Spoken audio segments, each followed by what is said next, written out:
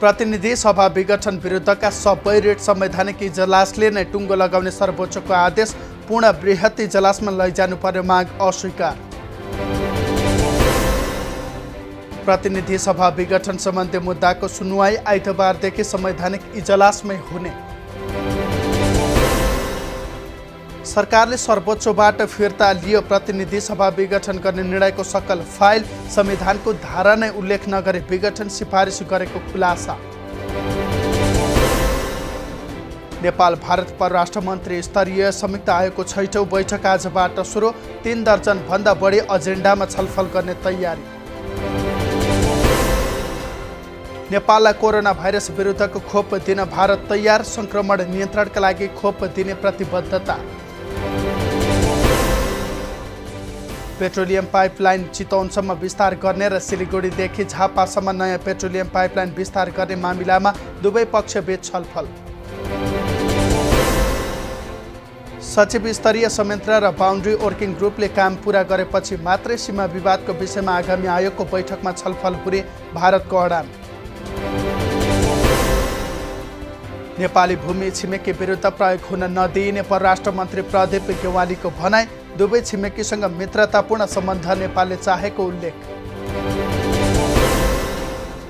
परराष्ट्र मन्त्री प्रदीप गेवाली र भारतीय समकक्षी एस जयशंकर बीच भेटवार्ता। इपिजी प्रतिवेदन र कोरोना खोप सहयोगका विषयमा छलफल। नेपालमा पहिलो पटक कोरोना भाइरस विरुद्धको खोपलाई दिइयो अनुमति। भारतीय कम्पनीको कोभिसिल्ड नामक खोपलाई आपतकालीन प्रयोगमा स्वीकृति। नेपालमा थप 270 जनामा कोरोना संक्रमण पुष्टि। यो सँगै संक्रमितको संख्या नेपालमा 2,66,816 पुग्यो।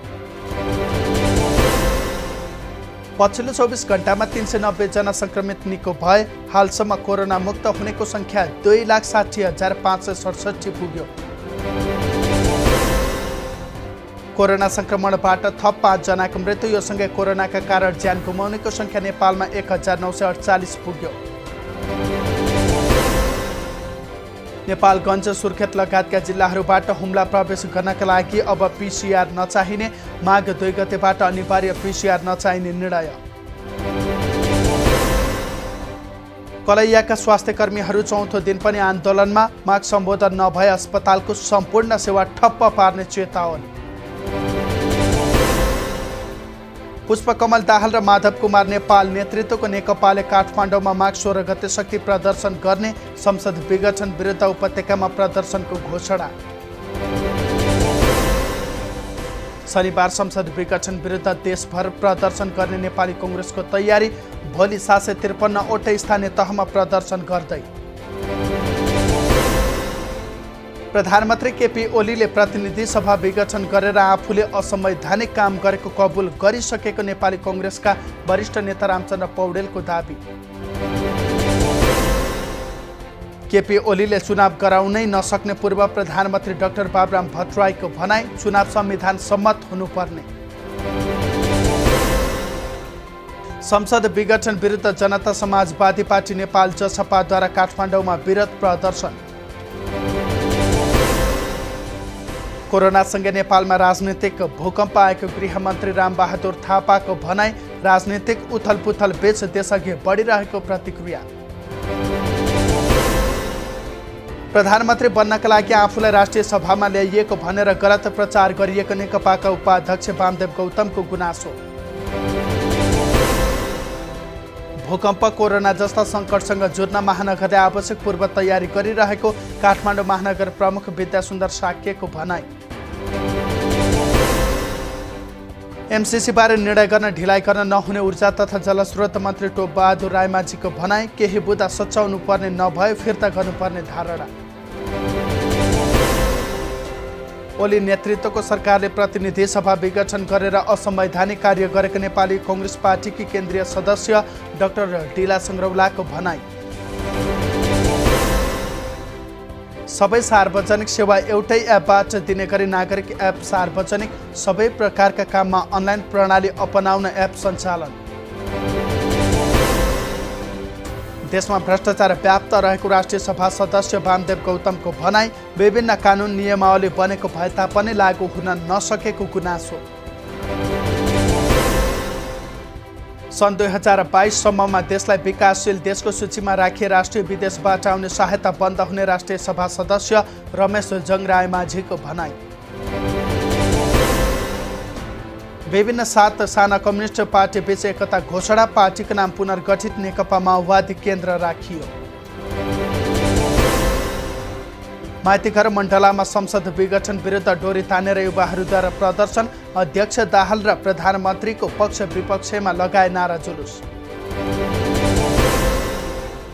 गत मङ्सिरमा सञ्चालित कक्षा 12 को परीक्षाको नतिजा 1 साताभित्र सार्वजनिक हुने, माघ 10 गतेसम्म नतिजा सार्वजनिक गर्ने तयारी।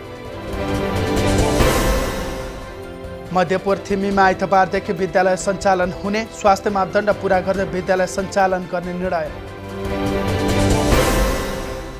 87 वर्षीय वृद्धलाई जबरजस्ती करडी गरेको आरोपमा बझाङ बिथडचिर गाउँपालिका वडा नम्बर 5 ओसैल बस्ने वर्ष 25 का तारकामी पक्राउ। काठमाडौँको चन्द्रागिरीमा मोटरसाइकलको ठक्करबाट एक बालकको मृत्यु, दुर्घटनामा तारकेश्वर नगरपालिका वडा नम्बर 3 का 12 वर्षीय अमृत देवकोटाको ज्यान गयो।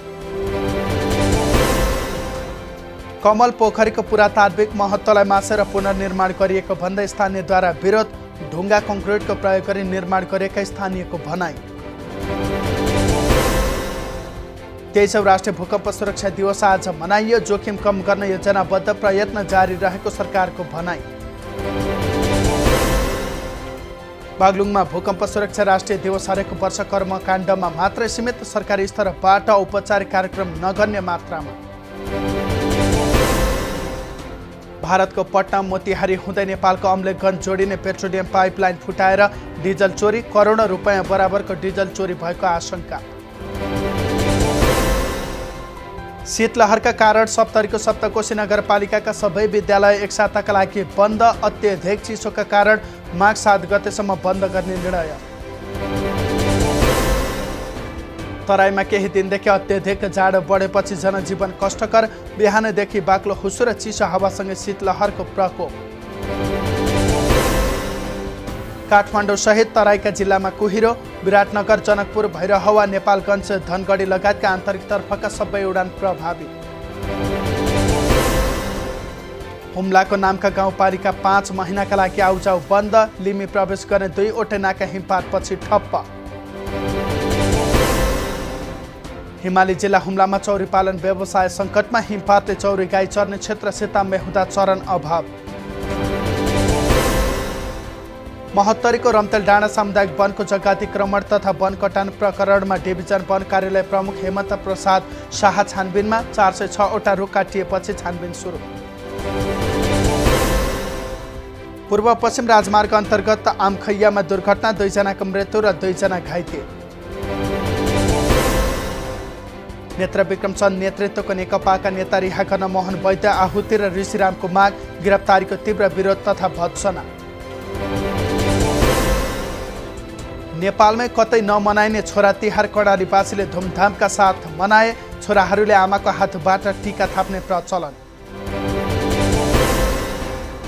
माघे सङ्क्रान्तिको अवसरमा 3 लाख भक्तजनले देवघाट स्नान गरे, बेडीमा स्नान गर्नाले पुण्य प्राप्त हुने जनविश्वास।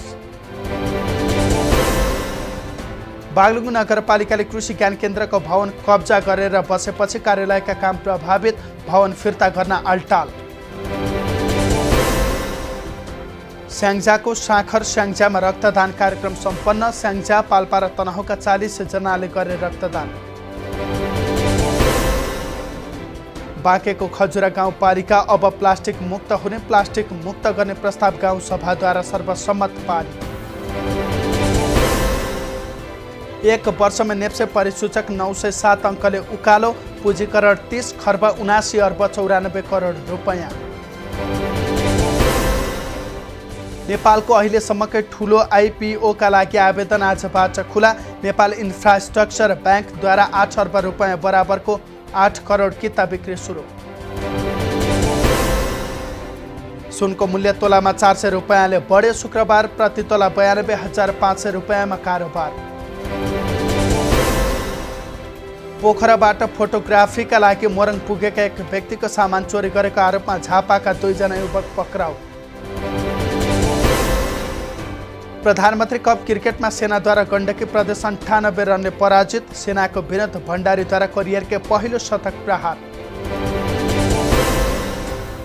महिला राष्ट्रिय फुटबल लिग बुधबारदेखि हुने। नेपाली महिला फुटबलकै इतिहासमा सर्वाधिक 15 लाख पुरस्कार।